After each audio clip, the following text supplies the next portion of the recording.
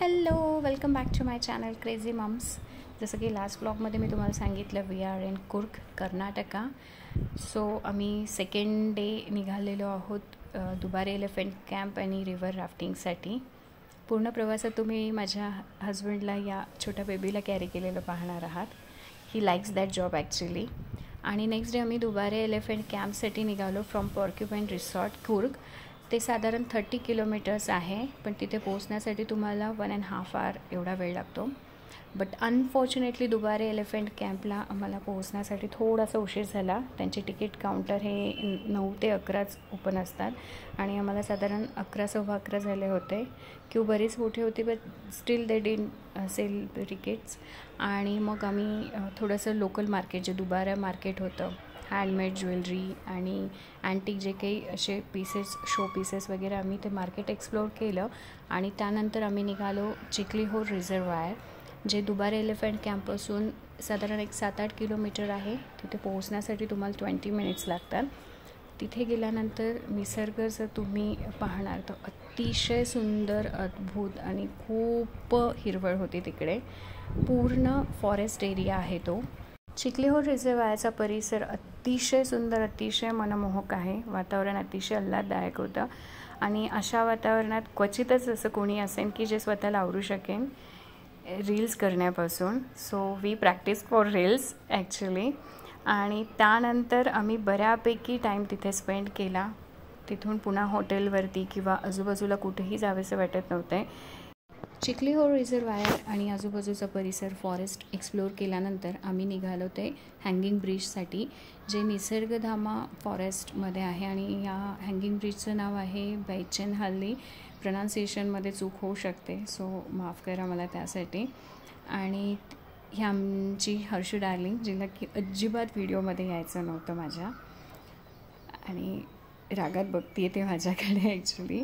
त्यानंतर आम्ही तो ब्रिज एक्सप्लोअर केल्यानंतर आम्ही निघालो ते निसर्गधामाच्याच एक बॅम्बू गार्डन आहे, तिथून हार्डली 15 मिनिटच्या अंतरावरती आहे मार्केट. इथे जे मार्केट तुम्ही पाहणार ते बऱ्यापैकी मोठं आहे आणि खूप गोष्टी तुम्हाला एक्सप्लोअर करता येतील या मार्केटमध्ये. इस्पेशली जे साऊथ इंडियन स्पायसेस असतात ते, आणि जे काही अँटिक्स असतात, अँटिक पीसेस वगैरे, तर ते तुम्ही या मार्केटमध्ये कमी किमतीमध्ये घेऊ शकणार. बऱ्यापैकी मला स्वस्त वाटलं हे कम्पॅरेटिव्हली मुंबई आणि पुण्याच्या मार्केटपेक्षा. हे नाव वाचण्याचा मी बऱ्याच वेळ प्रयत्न केला, बट मला ते शक्य झालं नाही. त्यानंतर ह्या बॅम्बू गार्डनचे जे नाव आहे ते मी मेन्शन करेन. त्यानंतर पुन्हा बॅम्बू गार्डनमध्ये एंट्री करण्यासाठी पुन्हा एक छोटंसं हँगिंग ब्रिज आहे. सो 2 वेळेस आम्ही हँगिंग ब्रिजचा अनुभव घेतला. हा थोडासा रिस्की वाटत होता, कारण बऱ्यापैकी हा हलत होता ब्रिज. इथे आमच्या जाऊबाईंना मन आवरता आले नाही. कैरी खाण्यापासून तिला रोखता आलं नाही स्वतःला. आणि मग हर्षू दाखवती आहे कैरी. आम्ही कैरीचा आस्वाद घेत घेत मस्त बांबू गार्डन जे आहे ते एक्सप्लोअर केलं. खूप विस्तृत आहे, खूप मोठं आहे. हे आमचे आशिष दादा पोझिंग फॉर कॅन्डिड पिक. त्यानंतर हे विस्तृत असं मोठं असं बॅम्बू गार्डन आम्ही एक्सप्लोअर केल्यानंतर आमच्यामध्ये जे काही ब्रेव गर्ल्स होते, ब्रेव बच्चे आमचे जे आहेत ते ॲक्च्युली, त्यांना झिप लाईन करायचं होतं.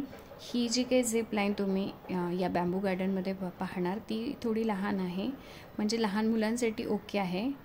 इथे तुम्ही बघू शकणार, इथे डिअर आहेत, हरिण आहेत. खूप दूर होते ते. मी झूम करून त्यांना कॅप्चर करण्याचा प्रयत्न केलेला आहे, पण बऱ्यापैकी ते दूर होते आणि त्यांना प्रॉपर वेने प्रोटेक्ट केलेलं आहे. Now it's time for zip line activity. Here is my darling daughter शर्वी. आणि खूप हट्ट केल्यानंतर खरं तर मी तयार होत नव्हते. मला थोडी भीती वाटत होती for शर्वी actually. He zip line छोटी आहे, लहान आहे, लहान मुलांसाठी ओके आहे. आणि आमच्यामध्ये आमचे जे काही ब्रेव डॉटर गर्ल्स आहेत त्यांनी ह्या ॲक्टिव्हिटी केलेल्या आहेत. ही आमची वीरा डार्लिंग काकासोबत, काकाचा हात पकडून ती शर्वी दीदीला बघत आहे. झिप लाईन ॲक्टिव्हिटी करून झाल्यावरती पुन्हा बाहेर आल्यावरती निसर्गधामा बर्ड पार्क आहे, एक्झॉटिक बर्ड पार्क. आमचे आशिष दादा always ready for photo. So Nisargadhama exotic bird park आणि झिप लाईन ॲक्टिव्हिटी करून झाल्यानंतर आम्ही पुन्हा बाहेर आलो मार्केटमध्ये. चॉकलेट शॉप एक्सप्लोअर केलं. या शॉपमध्ये खूप सारे डिफरंट टाईपचे फ्लेवर्सचे चॉकलेट्स आहेत, ते आम्ही टेस्ट केले. Not only tested, we actually bought chocolates. आणि त्यानंतर या एक्झॉटिक पार्कच्या बाहेर एक मोठी झिप लाईन आहे फॉर अडल्ट्स. सो अशा प्रकारे कुर्गमध्ये सेकंड डे आम्ही Chiklihole reservoir, Nisargadhama forest, त्यानंतर hanging bridge, Bechanahalli hanging bridge, Nisargadhama exotic bird park आणि निसर्गधामाचंच जे बॅम्बू गार्डन आहे ते विजिट केलं, ते एक्सप्लोअर केलं. त्यानंतर आम्ही झिप लाईनसारखी ॲक्टिव्हिटी केली. अनफॉर्च्युनेटली आम्हाला दुबारे एलिफंट कॅम्प आणि रिव्हर राफ्टिंगसारखी ॲक्टिव्हिटी करता आली नाही, ज्यासाठी खरं तर लहान मुलं आणि वी ऑल वर एक्सायटेड, ते आम्हाला वेळेत न पोहोचल्यामुळे करता आलं नाही. If you are planning to visit Coorg, then this video will definitely be useful and be helpful for you. And if you like this video, please do like and subscribe to my channel Crazy Moms. Thank you for watching.